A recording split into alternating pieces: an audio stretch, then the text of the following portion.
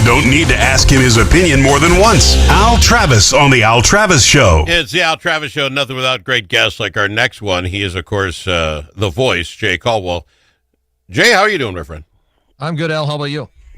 I can't complain, quite frankly. I mean, it was a terrible, for my Viking hopes and dreams, it was a bad weekend, don't get me wrong. But I wasn't expecting much, so I think that helps a little bit. But I don't want to talk sports right away with you if I can. On your website, WJLN.com, I noticed this, Minnesota Craft Beer Holiday Pub Crawl? Yeah. This sounds like right up my alley. That's going to be this Friday. Yeah. Yeah, we're all about finding events where we can incorporate drinking and sometimes outdoor music is involved, sometimes outdoor stuff. Of course, this time of year, you're going to be more likely to be indoors. But yeah, it's a lot of downtown St. Cloud bars that are involved in this particular event, which is this Friday. I love that. It just sounds like the only thing missing, and I don't run St. Cloud, but I enjoyed the city when I went up and visited. You didn't meet me there, but that's okay, Jay. Is that Blue Goose? Is it Blue Goose? Yeah. Blue Goose. Speakeasy? Mm-hmm. Yeah, it's not on this list, but I presume it's because, you know what? It's not easy to find. It's a speakeasy. They can't get into stuff like this. I would have loved to have that on that list. That's all I'm saying. And they don't, I mean, they, I think, have some beers, but they don't really specialize in the craft thing. Gotcha. Okay, that makes some sense. That's fair enough. The reason why it would be different than, but yeah, that's certainly a place you can go downtown, and one of the places that, Veranda Lounge is on that, and that's right there adjacent. Yes. Blue Goose, so same owners. Yeah, and that Martini Lounge is like across the street. Yeah, I kind of spent some time in your neck of the woods. Oh yeah, you know it. You're well versed. 6:30 Friday. If you're in that neck of the woods, it runs to almost 10 o'clock. Sounds like a lot of fun. Is all I want to throw out. I saw it and I want to talk about it. Good. All right. Looking forward to it. Your Minnesota Vikings. If we're going to talk about it, I want to say semi-positive. I think positively, I now believe this isn't just a quarterback problem.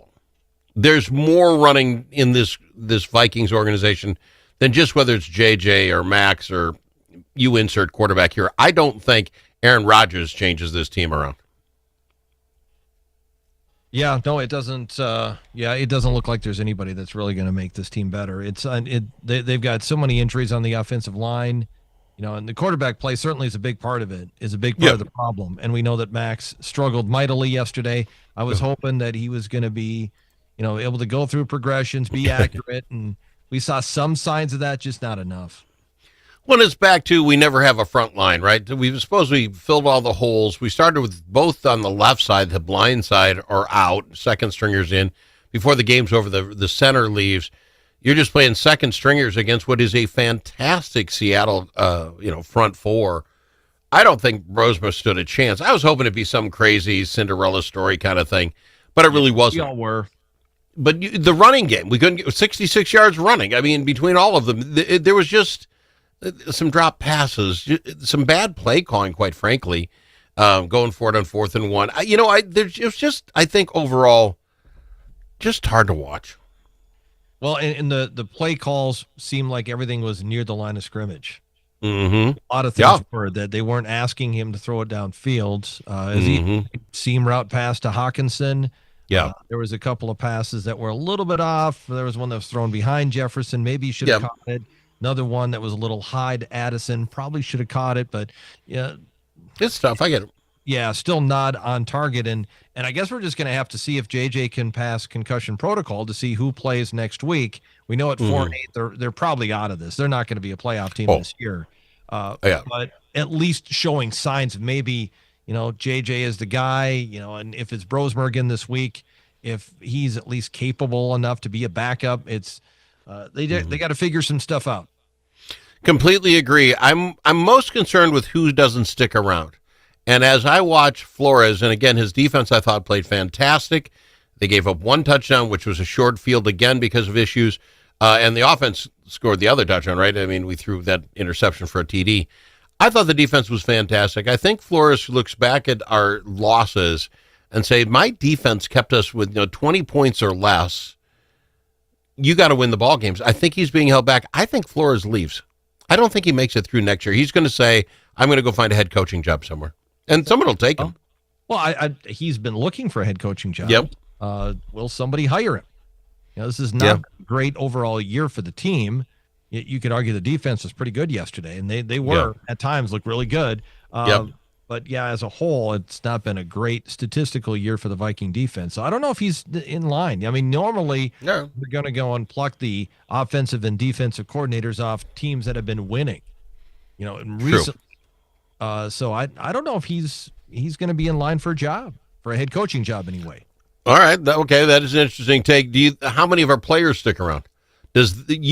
At 14 and whatever we were, 14-3 last year, we let a quarterback go. And again, that's all they talked about on Sunday. Fine, decision's a decision. But if you're 4-13, how many of these veterans that are running down on time want to stick around and just see if we'll get the right quarterback or we'll turn, you know what I'm saying? I just think we had one shot here, one good shot after spending, $300 million in the offseason. This was our shot, and this shot missed the mark. Yeah, there's going to be some guys that'll leave. I mean, Harrison Smith, we know, is going to be gone, and he's getting up there in age, so that's a big reason why he'd be gone. And they'll probably lose some people. I mean, Justin Jefferson didn't speak to the media yesterday. I know he's under contract, so it's not like he's necessarily imminent to leave. But when players get upset, for a trade, and let's hope that doesn't happen. Let's hope he can be patient with this. So that's another reason why you want to see some improvement in the quarterback position over the next few weeks. And what does improvement mean to you? Stop turning it over 4 or 5 times a game. Can we at least win a ball game? In these last 5, what do you want? Competitiveness. Okay.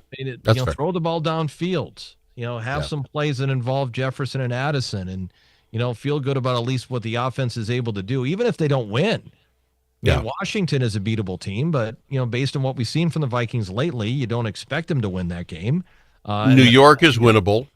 Yeah, New York is winnable. The Giants, Dallas has been playing better, so that's probably not going to be a win. And the Lions, of course, they've got something to play for to try to get into the playoffs. So I mean, it's 2 games, maybe a chance at getting a win. First one this Sunday, and based on what we've seen, I mean, JJ, although he's been bad, he probably gives him a better chance than Brosmer does.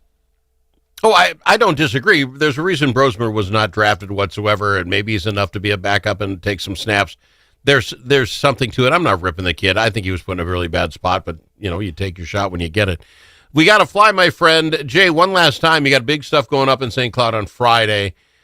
Do you have to sign up? Do you just show up at the first bar in the pub crawl and you're in? Do you know how this works? Yeah, just show up. Yeah, just show really? Up. It's, the Minnesota Craft Beer Crawl. So, there's been a lot of beer crawls, pub crawls, whether it be St. Patrick's Day or something like this that go on in central Minnesota. So, this is the kind of thing that we'll see how it goes. I don't think they've done this before.